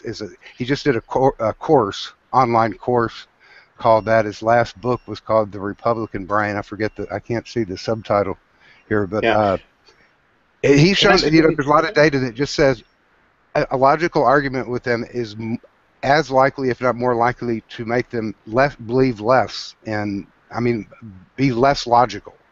Yeah, I know who you're talking about now, but I'm going to admit I have not read any of the original material. And can I ask you to do me a favor and send me some links to resources that I can access that are more direct? The only places I've heard about them are through secondary citations. Like I know that Anna Kasparian has said some things about him lately, and there have been a couple other YouTubers that have sort of made reference to some of that material. And you don't really learn. I mean, the secondary sources like that kind of guide you like a lighthouse to where something interesting is, but you have to really sort of look at the original material. So I'd appreciate if you could send to me, and I'm Hogtiechamp on Gmail and G+ and whatnot. So if you could send some of that stuff to me, I'll definitely take a look at it. And I'm going to offer as apology and excuse that you got to understand too, and at some point there. Actually, I think when I'm on Maudi's show, one of the topics we're going to talk about is why I'm sort of half-assed engaged in what's going on here. I don't know if you've seen me or we've met before or whatever, but I live in Western Canada, and I find it difficult at times to be interested or engaged in American issues related to, for example, why the Republican Party does what it does. Like you guys are like this, my crazy aunt and uncle and their loony, like barefoot cousins of mine that are just running around hitting each other with sticks. I really don't know what's going on in your country sometimes, and again I don't want to go into this too much now because I'll be talking about it with Maudi when I'm on his show, but why a Canadian would even be interested in putting up the Periscope to try to get some involvement in the culture war. But I want to say somewhat apologetically, I have no engagement with your nation's politics. The only reason that I speak in these forums and have now started doing things like Magic Sandwich Show and participating in this is because of my interest and engagement with the scientific issues that are in interplay with your culture war. But the politics of it, I just, what do I do? Yeah, his work has really to do with creationists. That's almost a synonym for Republican. In this case. Well, I would venture to guess, Hogtie, that you are most likely left of center on most issues in terms of American politics, as I think most atheists are. Again, this is something that Maudi was going to pick at too. I'm well known in my nation as a right-wing conservative. No, it's true, but I'm a gun-owning wingnut and whatnot, but that's Canada, man. Like, I mean, our more extreme right-wingers are centrists in the States. Yeah, well, it's and like the fact that I'm socially liberal. Yeah. You guys are learning, though, unfortunately. Well, in Europe, like in England, a Tory would be considered, a middle-of-the-road Democrat or something in America. I mean, you don't have any Tories saying that, we should have no health care whatsoever, etc. It just doesn't happen. American politics are a weird animal, frankly. Yeah, we additionally have things like the Reform Party and Conservative Alliance and stuff, which would be considerably right of what internationally is known as the Progressive Conservative Party. There's some diversity in there. I don't want to venture too far down the discussion of Canadian politics, but we do have our version of the Tea Party, and it would be. I mean, not right now, but on again, off again over the years, we've had our kind of right-wing Tea Party folks, but they're just, they're not at all comparable. So I got to thank you guys. Have a good Father's Day. Yeah, happy Father's Day. Certainly strive to do so. All right, have a good Father's Day, you guys as well. See you. Thanks. Okay, so we've got two choices. We can either continue for a little while, or we can close up now. the reason why I might want to continue is that if this show is exactly 2 hours long, it really helps my format, and it means that I can fulfill my OCD type tendencies and have this episode the right size. So we've done 1 hour and 12 minutes. Well, sorry, not 1 hour and 12. We've done 1 hour and 23 minutes. So the two options are we can either continue for another 40 minutes or we can stop now. What do you want to do? I don't mind either way. I've got a question I'd like to ask and get people's input. So I guess we're continuing for 40 minutes, but we're really not going to go over that. 40 minutes only, and then we're going to have to conclude. Okay. Yeah. Sure. Well, not many others have been speaking, so. Well, I assume everyone saw the Matt Dillahunty Psi 10 debate. Yeah. And probably the Dogma debate after show. And there's something that Psi asked Matt in the debate, and then Smalley asked him after the debate, and he pretty much it was pretty much the same question. He gave pretty much the same answer. And the way I look at it is this completely undercuts his entire position. And it's about what happens when you come across another Christian who has the exact same revelation. You know, God has revealed it to me in such a way that I know it to be true, or whatever the words are, and that they differ. You know, what happens when they differ? And he starts mumbling something about, well, we'll go to Bible study. And then he says, and I will show them. Basically, I will show them, you know, where they're wrong. Yeah. So he's basically implying, you know, he's the only one who actually has the real revelation. But if you admit that people can have this revelation and know it to be true, be certain you know it's true, and it's different, then that shows that feeling is bogus. And if any one person can have that feeling and it's bogus, then obviously he's having that feeling and it's bogus, or there's no way for him to prove that it's not bogus. So how does that not just undercut his entire, and it's his own words, you know, undercut his entire position? I agree with you. It does undercut. I mean, let's face it. His entire argument is idiotic. Right, but this is showing how it's idiotic in his own idiotic world. Absolutely, but most idiots reveal themselves to be idiots with their own words. I mean, not through somebody else's. You know, I mean, you know, Ray Comfort doesn't actually need people to tell him he's an idiot to demonstrate to other people that he's an idiot. He just opens his mouth, and rational, sensible people recognize the fact that he's an idiot. The same happens with Psi 10, and might I add, with most other creationists and especially presuppositionists. So yeah, by his own words, he reveals himself how stupid his argument is. But I mean, there are so many other flaws in his argument that you know, Matt sort of spent, you know, whatever it was, an hour and a half discussing the flaws, and you know, he would not admit to a single one. You know, Matt at least took the honest position of when he didn't know something to say, I don't know the answer, I can't prove this. That's the honest answer. I don't think that Psi understands what honest answer actually means. You know, he understands what the word arrogant means, which he attributes to everyone else except for himself, which is actually in of itself a sign of true arrogance. You know? Yeah, growth projection, basically. Yeah.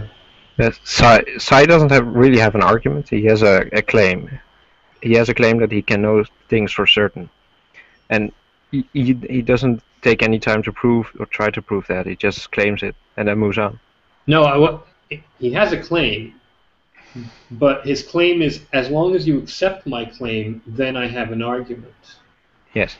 Okay. So but his claim is further compounded with, there is no other claim that you can logically accept, which you know, in of itself, it becomes a super claim, which, you know, is irrefutable in his mind. It's a ridiculous sort of thing.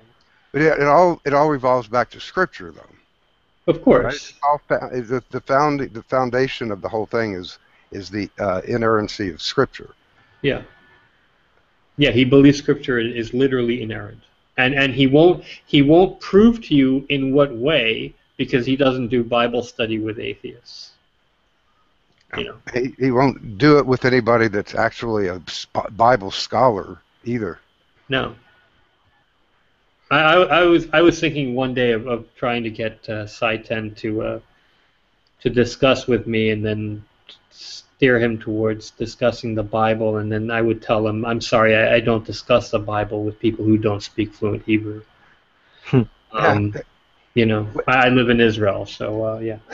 Did you see his encounter with? Well, there was the show, like over 2-hour show with David Silverberg, Eric Hovan was there, and Michael Jones. Oh yes, I did watch that actually. Yeah. And he basically, they kicked him off the show, which, I mean, Michael Jones has got to be one of the nicest guys you can imagine. Absolutely. He basically kicked the guy off, but in the, if you watch the entire thing at the end, there's like a back in the hallways or something encounter between Jones and Buggering Cats, as I like to call him, and it's heated. I mean, Michael Jones is actually really kind of PO'd, and you can tell Sai is also. It's very quick, and it's kind of funny. I can't even begin to try to repeat it. Well, but previously, after they kicked him off the show, Michael Jones, in about 3 simple questions, exposes Eric Hovan's complete ignorance of the Bible, and you know, the fact that he believes in a translation of the Bible. You know, and it's just so, it's actually just kind of almost sad and pathetic. Well, I mean, Bob Graves, I think it is, took Hovan to the mat. I think it was like 6 months ago or so. Destroyed him him on his show. I'd like to see that. I have to check that out. Yeah. What's his show's name? The Unconventional Pastor, I think it is. He had. He may not have been on that show, but Bob was on it, and it just destroyed Eric Hovan, completely destroyed him. But to get back to the point of Sai, I've never seen Sai in a good mood. He's only ever been an arrogant prick who's like angry at everybody. And you rarely see anybody in a good mood that has had to deal with him for more than 5 minutes. So. Yeah, but I've never seen. Yeah, dealing with himself, maybe he gets that way. But I've never actually seen him polite, affable, or anything of the sort. I mean, Ray Comfort is an idiot, and I think, frankly, a liar. But at least he's affable. At least he tries to be polite in most cases. I mean, the things that he says I find to be extremely arrogant and well, let's say, ill-advised to call people, like, you know, whoremongering people and murderers and whatever. But in his own way, he's trying to be nice. He's trying to be polite. Sai is just trying to be an asshole. I've never seen him otherwise. I mean, maybe I haven't seen everything about Sai, but has anybody else ever seen him in a good mood? Not me. No. Yeah. Can you guys hear me, actually? Yeah, I can hear you. Hi there. I'm a 28-year-old college student. I'm an atheist, and I actually did watch. I've actually been sort of on a Sai-Ten spree lately, trying to understand his style of counter-apologetics. And sort of like to your point, I actually find Ray Comfort, obviously he's just demonstrably wrong in a lot of places, but I find him quite endearing. I think he's kind of charming. But Sai, yeah, he's just insufferable. He's just completely insufferable. And his style of counter-apologetics is, it's not even like he's trying.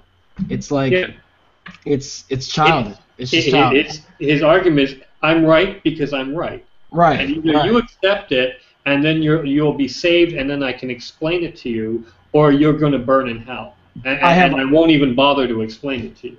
I have a lot of debates with creationists, and while I disagree with them, I can still respect them, but I just can't respect guys like Sai. I think guys like Ray Comfort know. I think Ray Comfort honestly believes what he's saying, even if it's wrong. I think he believes, but I think he also lies for Jesus in a sense. Oh, that much I believe. But I think Sai knows he's just selling snake oil. I think he's just full of it, and he knows it, and he's not interested in having a rational dialogue. He's interested in proselytizing and evangelizing. His whole closing statement to the dogma debate, or that was like one big proselyte evangelizing. I would, you know what? Had I been there, I would have told him off.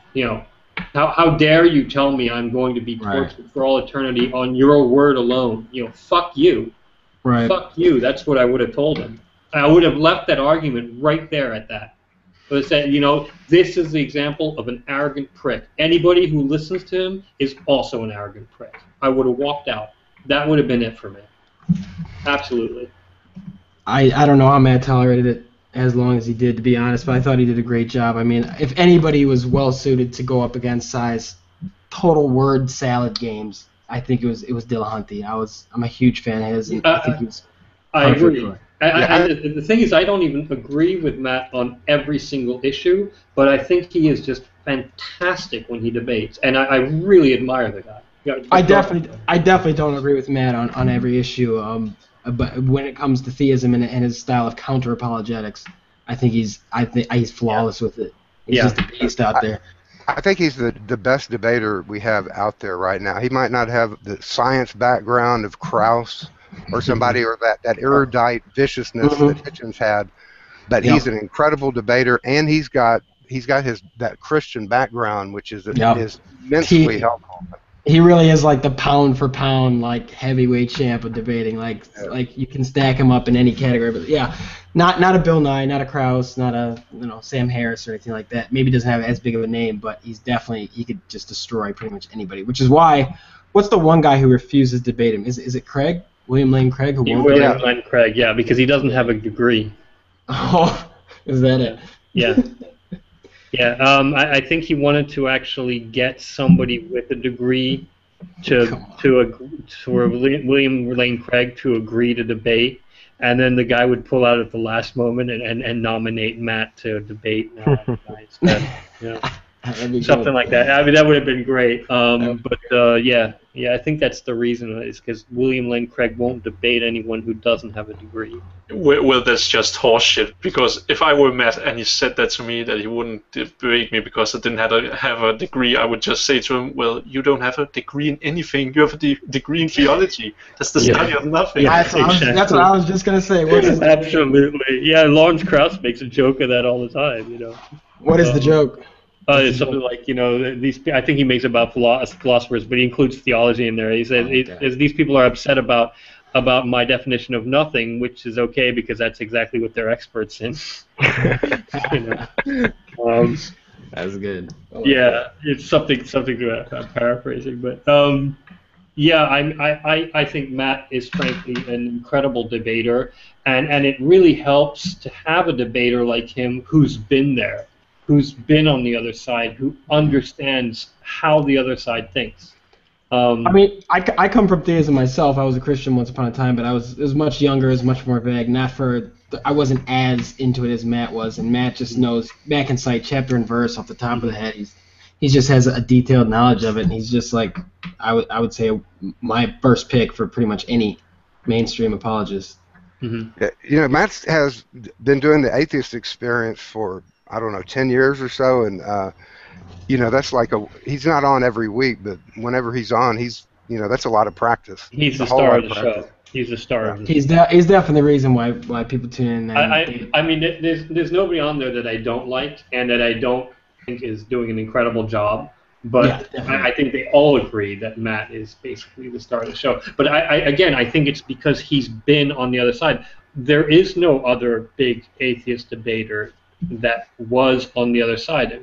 Dawkins was never religious. Hitchens, heavens forfend. Harris was never religious. Dennett was never religious. That's true. None of them were religious. Michael Shermer. Michael Shermer was. Michael Shermer. Yes. Don,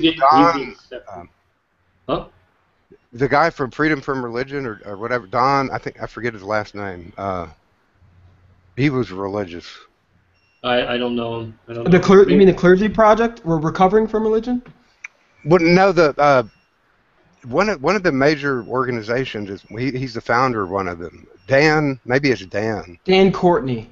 Dan Courtney. Oh, okay, I barely know him. I actually just started. I've actually been watching some of his videos too. I just got in touch with him. He's really good too. He actually also had a debate with Sai, like in person. I think he came out to his house or something like that. And if you can find that on his channel, it's amazing just the tricks Sai But plays. you know, aside from Matt and Schumer, I can't think of any other household names, at least in the atheist circles, that wear religious. It's not that there aren't any atheist debaters who wear religious, but it's that, you know, the big stars. Of the big stars, the majority of them were not religious. What do you guys think about the Bill Nye Ken Ham debate? Because I almost thought Bill Nye was like an inappropriate choice for that debate. Really. I am on record on the Magic Sandwich show before the debate, 2 weeks before the debate, saying I agreed with Bill Nye's choice, and I think that he would probably win. And I thought that the people who were against it were much, you know, creating much ado about nothing, frankly. I thought, he did win, didn't the poll? Yes, Christianity Today at 92% thought that he won. So I think it was fairly clear, except in, you know, diehard creationist circles, that Bill Nye wiped the floor with him. He had Pat Robertson on his side. Can I just say quickly that in case people are interested, we covered this one in detail in the first one of these series of shows. It was episode 1, series 1, that we covered the Bill Nye versus Ken Ham debate. If people are interested in looking at it. Okay. Yeah, not to rehash anything. Sorry. No, no problem. I was just in case people wanted to. I do have to stress that the only other person who agreed with me was DPR, who also agreed that Bill Nye was going to win and that he wasn't dead set against this debate. So I take this as a badge of honor. You see? I definitely was not. I'm not concerned about Bill Nye's competency. I'm concerned about the fact that he's even appearing with somebody like. It's just sort of lends credence. Like I don't know where the article was. It's just I think maybe it was Dawkins who said it just lends credence when you have somebody of his stature. It's like talking to a flat earther. I agree. A professional geologist to do that. It's just. But I just discussed this on another show a while back. I just did like last week or a few days ago. I can't remember. It's necessary. Okay. The biggest objection was the money, though. The money that he got for it. Again, I think it's necessary. When Dawkins refuses to debate, I can understand, because Dawkins is a biologist and should not give the impression that there is a debate out there. Right. But Bill Nye is not a biologist. He's just a general science educator. I mean, he was an engineer, but you know, he basically he educates people about science. If Tyson had debated him, I would have been okay. I would have been okay with anybody except for a biologist, because I don't think that a biologist should give credence to that quote-unquote theory of theirs. But in terms of addressing the issue, you have to. 50% almost of the country believes in creationism. Yeah. You cannot ignore it. Much as philosophically I would like to, I think that it's like sticking your head in the sand. And look at what it's produced. Look at what the movement of the last 30 years or so of letting, you know, quote unquote, let people do their own thing, even in like fundamentalist religious circles. So, you know, it has created an entire sub-society of batshit crazy people that believe in the most inane crap, because they are homeschooled. They have created an entire movement where they can live in this bubble of fundamentalism and never leave it, never be exposed to anything else, and not addressing this in their face at this point is a huge mistake. This is going to keep growing in a sense, and unless we start addressing it. Now, we haven't started to address it, and we see the consequences of it, but I think we have to keep doing it. You cannot hide your head in the sand and just say, well, it's a stupid argument, it'll go away. You can't. Well, maybe you should say that to Neil deGrasse Tyson. I'm sorry, but I'm actually kind of sad that he will not join us on this side to help us. I agree. Yeah. Wait, you talking about Tyson not coming out and out as an atheist? No, not necessarily, but I'm actually sick and tired that he won't help us. The only time that he will is if it has to do with them interfering with the education system. Right. That's the only time, but other than that, he just keeps for himself. He's way too soft. I'm sorry, he really is. I agree up to a point, but I think there's a utility in that for him, because he can still be trusted by certain religious people who want to point out that science doesn't disprove religion. And I know that it does. I know that it's disingenuous to say that it doesn't. Yeah. We all know it. Sam Harris has made this point ad nauseum. He's right. Richard Dawkins has as well.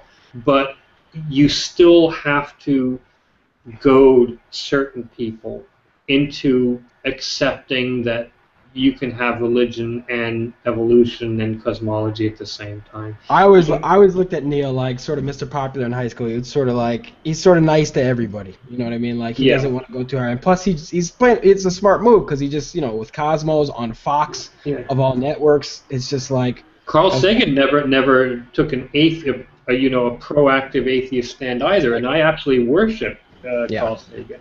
Yeah, the whole Cosmos, the new one. And maybe Tyson didn't write it, but it was a, stomping creationist, right and left. He was still. There wasn't a single episode they weren't pissed about. I haven't seen it, but yeah. He was, in my opinion, he was still way too nice. When I watched that thing with both my Christian parents, he was still way nicer than he had to be, in my opinion. Yeah, but again, he's way more nicer. If you actually see some of the lectures he did called The Amazing Meeting, I think that's the only moment I've ever seen him really bash creationism. Is there where he talks about how the Muslims stopped all their scientific journeys. Yeah, I saw that one actually, which is why all the stars, a lot of the stars have Arabic names. Yeah. Yes, but again, I think he is fulfilling a necessary role. He is the diplomat. We do need some diplomats. Richard Dawkins will say that he is probably not the best person to, he mentioned it actually when it came to Dover versus Kitzmiller, the trial, when the prosecution told him, I'm glad we didn't put you on the stand because you would have absolutely demolished our case, because their case was that you can still be religious and have evolution. They had Ken Miller. Ken Miller was their star witness, and Ken Miller is a Catholic, but he is an incredible biologist. He accepts evolution, and because of Ken Miller, he destroyed the creationists in that case. Now, what is this case now? Dover versus Kitzmiller in Pennsylvania 10 years ago, when Judge Jones. Yeah, everyone should watch the Nova episode. It's incredible. I've seen it like 3 times. It's amazing. When the guy, I think, was it Behe that was on there? Behe. Right? Behe was on there. He said there's no publications that discuss some part of evolution. And then the central nervous system. Yeah, and the guy goes, well, there's no publication. And then he goes and he grabs this big stack of books and journals and puts it on the counter in front of the guy. And he goes back and gets another stack. He piles like 3 or 4 of these stacks where you can't even see the guy. And he says, you didn't know about these or whatever he said. It's an amazing thing. That really happened. And the fact that, look, Judge Jones is a religious guy, was a Republican judge appointed by George W. Bush, no less. Okay? Yeah. And he demolished the creationists. So if you have a guy like Richard Dawkins basically insulting a guy like Judge Jones, it is very likely that the opposite outcome would have happened. Yeah.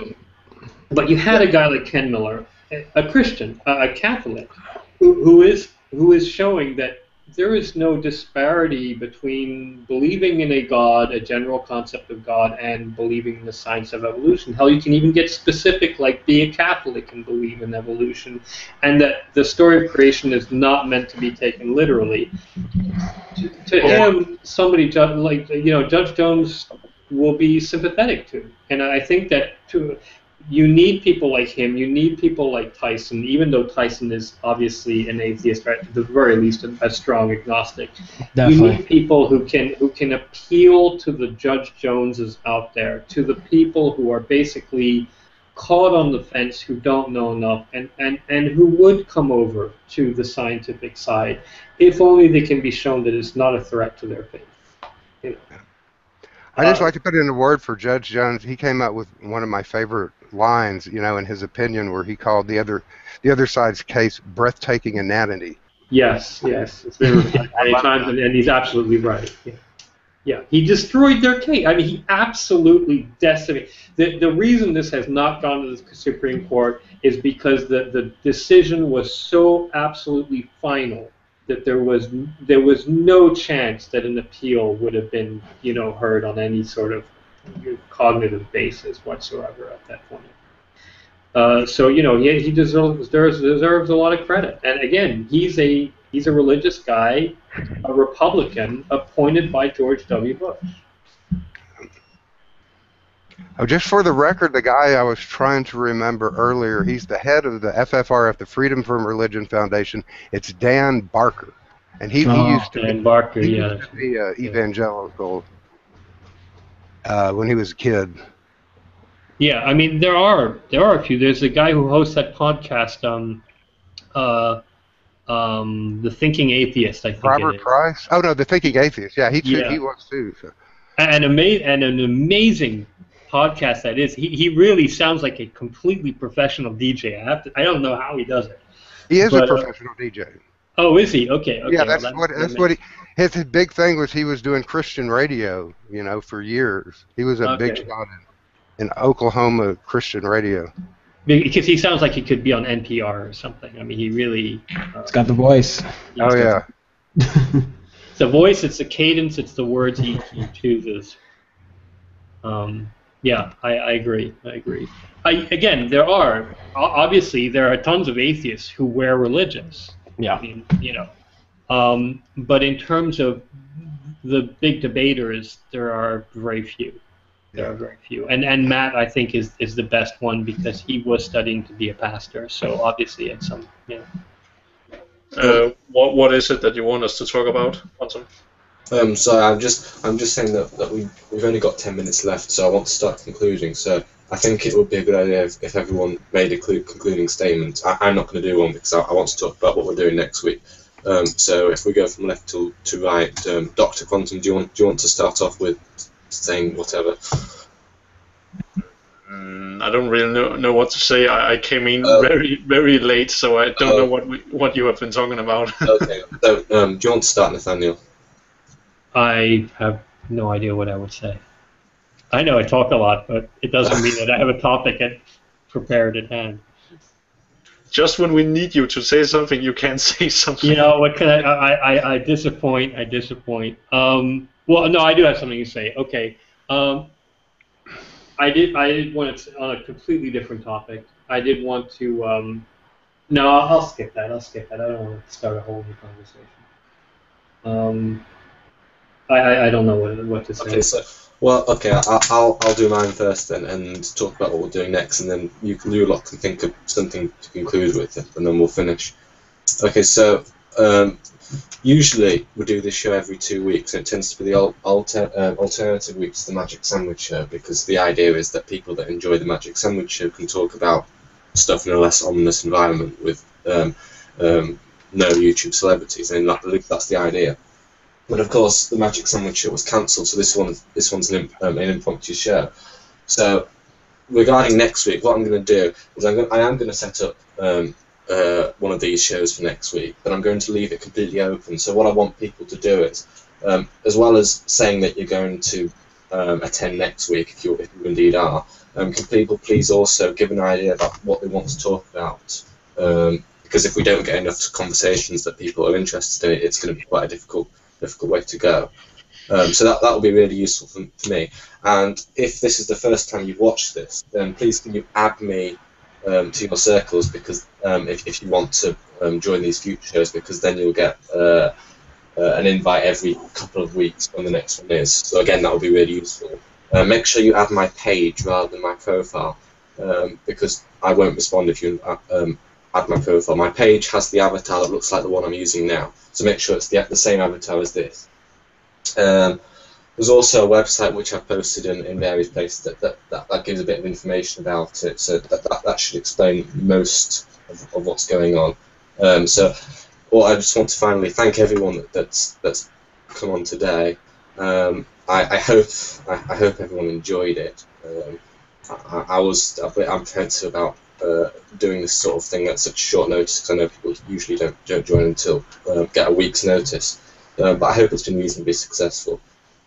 So yeah, that's about it. Have a look at the website link, and if you're interested in doing one next week, then add me to your circles.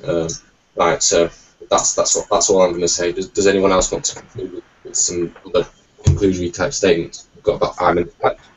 Okay, I'll say something. That the information I was talking about with Chris Mooney that I'm going to send to Hogtie, I will post here somehow, and on the on this page. I'm kind of new to the Google Plus thing, so I'm a little hazy about it. But I'll post it to where everyone can see it. They can review any of it they want. That might be a good topic, or at least a subtopic to discuss, because I think it's very, it bears on a whole lot of what we discuss all the time. There's a sidebar on the right. I don't know if you see it, but you can type stuff in there. If you can give us the link. Right. Well, how long is that there forever? Well, Quantum Overlord can add your link to the post show notes or something. Okay, I will do that because it's real interesting. And in conclusion, I will just say as a joke, I will quote W.C. Fields. On the whole, I'd rather be in Philadelphia.